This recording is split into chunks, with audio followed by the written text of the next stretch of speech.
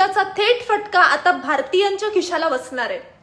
मध्य पूर्वेत युद्धाची धग वाढत असताना भारतात महागाईचा धोका निर्माण झालाय। इराण आणि इस्रायल मधील तणावामुळे आंतरराष्ट्रीय बाजारात कच्च्या तेलाचे दर उसळलेत। याचा परिणाम म्हणजे पेट्रोल डिझेल लवकरच महाग होण्याची शक्यता आहे। इंधन महागलं की वाहतूक खर्च वाढतो आणि मग भाजीपाला, धान्य, दूध, गॅस सिलेंडर, विमान तिकीट सगळंच महाग होतं।